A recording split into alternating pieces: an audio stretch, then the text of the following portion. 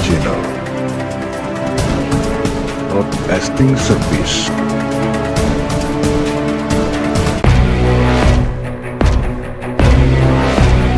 Replik dibacakan di hadapan Hakim Yon Mahari. Kuasa hukum Kurnia Syam nilai jaksa menghitung alat bukti bukan membuktikan. Sidang pra-peradilan dugaan korupsi bantuan hibah pengembangan persuteraan Kabupaten Wajo tahun anggaran 2020 berlangsung dinamis di Pengadilan Negeri Sengkang, Selasa 13 Januari 2026. Hakim Tunggal Yon Mahari SHMH memimpin langsung persidangan dengan agenda pembacaan replik dari kuasa hukum Muhammad Kurnia Syam. Saya mengikuti langsung jalannya sidang di ruang pra-peradilan. Tim penasihat hukum pemohon dari law firm Farid Mama, SHMH dan Partners membacakan replik secara bergantian, menanggapi jawaban Kejaksaan Negeri Wajo yang disampaikan sehari sebelumnya. Dari pihak termohon, Kepala Seksi Tindak Pidana Khusus atau Kasipitsus Kejari Wajo hadir langsung dan aktif mengikuti jalannya persidangan. Ia duduk di bangku termohon bersama tim jaksa lainnya, mencatat poin-poin replik yang dibacakan kuasa hukum pemohon. Dalam repliknya, kuasa hukum Kurnia Syam menilai kejaksaan keliru memahami standar pembuktian dalam penetapan tersangka. Mereka menyebut jawaban jaksa hanya menyajikan angka 55 saksi, 2 ahli, surat dan petunjuk tanpa menguraikan peristiwa pidana yang konkret. Yang disampaikan termohon bukan pembuktian hukum, melainkan sekadar penghitungan alat bukti, ujar kuasa hukum pemohon di hadapan Hakim Yon Mahari. Audit Inspektorat, SPDP hingga penyitaan dipersoalkan. Di ruang sidang, kuasa hukum juga mempersoalkan penggunaan LHP Inspektorat Daerah Wajo sebagai dasar penetapan tersangka. Menurut mereka, audit inspektorat tidak bisa menggantikan kewenangan konstitusional BPK dalam menyatakan kerugian keuangan negara. Selain itu, mereka menyoal keterlambatan SPDP, penyitaan handphone saat pemohon masih berstatus saksi, hingga penahanan yang dinilai tidak memuat uraian perbuatan konkret sebagaimana diwajibkan KUHAP. Jaksa minta waktu, Hakim pangkas. Usai replik dibacakan, Kasipitsus Kejari Wajo menyampaikan permohonan kepada majelis hakim untuk diberikan waktu menyusun duplik hingga pukul 16.00 WITA. Permintaan itu disampaikan langsung di ruang sidang. Namun, Hakim Tunggal Yon Mahari tidak sepenuhnya mengabulkan permohonan tersebut. Hakim hanya memberikan tenggat waktu hingga pukul 15.00 WITA, lebih singkat 1 jam dari yang diminta pihak kejaksaan. Keputusan hakim itu membuat sidang berlangsung singkat namun tegang. Para pihak kemudian meninggalkan ruang sidang dengan agenda lanjutan menunggu penyampaian duplik termohon. Bukan soal salah atau benar. Bagi kuasa hukum pemohon, perkara pra-peradilan ini bukan untuk menguji bersalah atau tidaknya klien mereka, melainkan untuk menilai apakah prosedur hukum dijalankan secara sah. Pra-peradilan adalah alat untuk menguji tindakan aparat, bukan untuk mengesahkannya, kata kuasa hukum menutup replik. Sidang pra-peradilan nomor 1-PIT-2026-PN-KSKG ini akan berlanjut dengan agenda duplik termohon sebelum Hakim Tunggal Yon Mahari menjatuhkan putusan. Tim Jurnal 8, Seva melaporkan.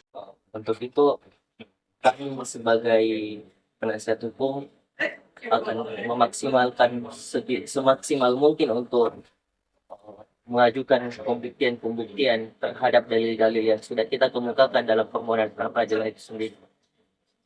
Untuk besok apa plan? Nah, jadi besok itu adalah momentum yang sangat krusial karena kita akan menghadirkan saksi-saksi dan alat bukti di mana akan menjadi momentum untuk membuktikan bahwa Andi Kurnia itu tidak bersalah.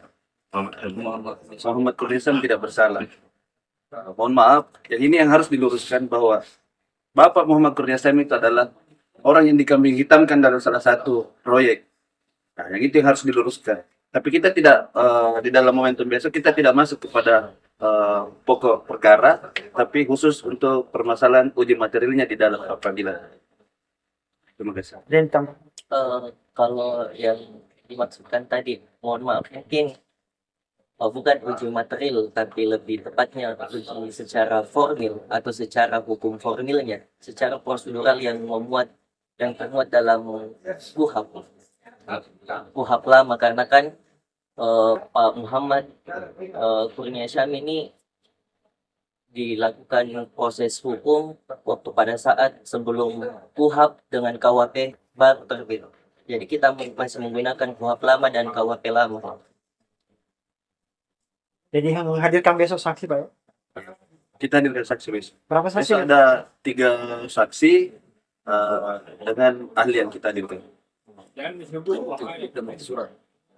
Dengan beberapa bukti surat. Oke.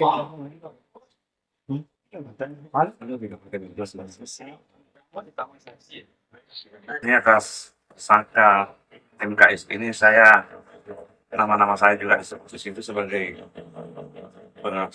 pendamping hukum daripada MKS. Pada saat itu saya belum pernah mendampingi dia. Saya hanya ditelepon itu